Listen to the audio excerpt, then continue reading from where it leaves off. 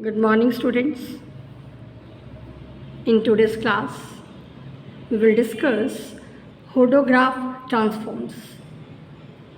Hodograph transform is a technique for converting a certain quasi-linear system of partial differential equations into linear systems. In this transformation, we reverse the roles of dependent and independent variables. Let us explain this transform with the help of an example. Consider the equations of steady two-dimensional irrotational fluid flow. Irrotational fluid flow is the flow for which the curl of the velocity field that is zero.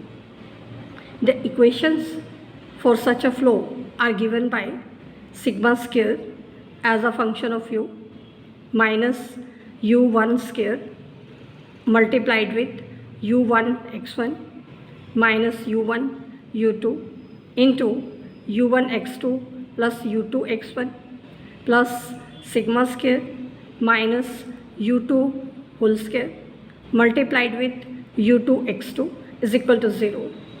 Here u1, u2, these are the components of the velocity field. The sigma, that is a function defined from r2 to r, that is the local sound speed, and this is a given function. Second equation, because the fluid flow is irrotational, so curl of u is 0. So the second equation is u1 x2 minus u2 x1 is equal to 0. u1 x2 means partial derivative of component u1 of the velocity field with respect to x2. u2 x1 means partial derivative of component u2 of the velocity field with respect to x1. So this equation is u1 x2 minus u2 x1 is equal to 0. Now, this system of equations, that is a quasi-linear system, and we have to convert it into linear systems. For this, we regard u1, u2, which are a function of x1 and x2. u1 is function of x1, x2, and also u2, which is the component of velocity field u, that is a function of x1, x2. Now, these are no longer regarded as functions of x1 and x2. We regard x1 and x2 as a function of u1 and u2. So we have denoted x1. Here we have taken 1 in the superscript. So x1 is equal to the function of u1 and u2, and x2 also as a function of u1 and u2. We can see that here the roles of subscripts and superscripts in the notations we have changed to show the interchange between independent and dependent variables.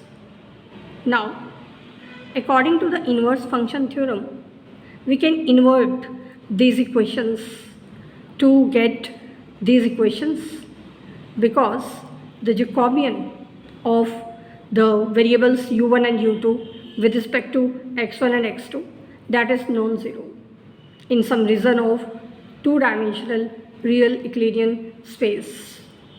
Now, assuming that this equation holds, we can find the partial derivatives of u1 and u2 with respect to x1 and x2. These four partial derivatives, we can find these partial derivatives u2 x2, which is given by j into partial derivative of x1 with respect to u1, u2 x1, which is partial derivative of u2 with respect to x1, that will be negative of j into the partial derivative of x2 with respect to u1, u1 x2, which is partial derivative of u1 with respect to x2, that will be negative of j into partial derivative of x1 with respect to u2, and partial derivative of u1 with respect to x1, that will be j into partial derivative of x2 with respect to u2. So we can substitute all these partial derivatives into the given equations to get a system of linear equations. This system obtained, that is a linear system for x which is having the components x1 and x2. This is a linear system for x as a function of u, having the components u1 and u2. Next technique is Legendre's transform, which is a technique closely related to Hodograph transform. In this transform, we regard the components of gradient of solution as new independent variables. Let us explain this technique through an example. We investigate the minimal surface equation for n is equal to 2. For n is equal to 2, the minimal surface equation is given by 1 plus u2 x2 multiplied with ux1 x1 minus ux1 ux2 into ux1 x2 plus 1 plus ux1 square into ux2 x2 is equal to 0. ux1 x1, this is the second order partial derivative of u with respect to x1. ux2 x2, second order partial derivative of u with respect to x2. This equation is minimal surface equation for n is equal to 2. Now, here the components of gradient of u are curl u by curl x1 and curl u by curl x2, which are the functions of x1 and x2. We have denoted these components of gradient of u by p1 and p2. Now, let us invert these relations to solve for x1 and x2 as a function of p1 and p2.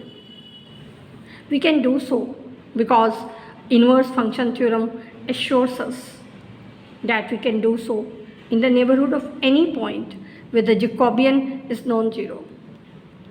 Jacobian J means the determinant of d to u, that is non-zero. Now, let us define a function v, which is a function of p defined by x dot p minus u. Here, this x is having the components x1 and x2, and it is given by this relations. Now, we can find the values of partial derivatives of u by using this relation. So the partial derivative of u, second order partial derivative of u with respect to x1, that will be j into second order partial derivative of v with respect to p2.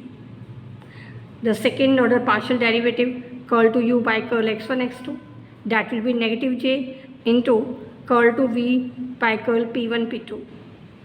Second order partial derivative of u with respect to x2, that will be j into second order partial derivative of v with respect to p1. So all these second order partial derivatives of the function u, they can be substituted into the given equation.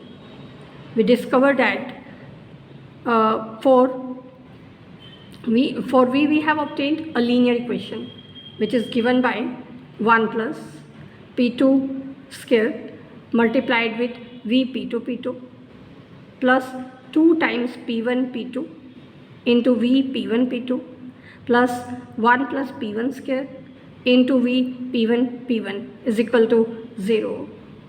So we have obtained a linear equation for v.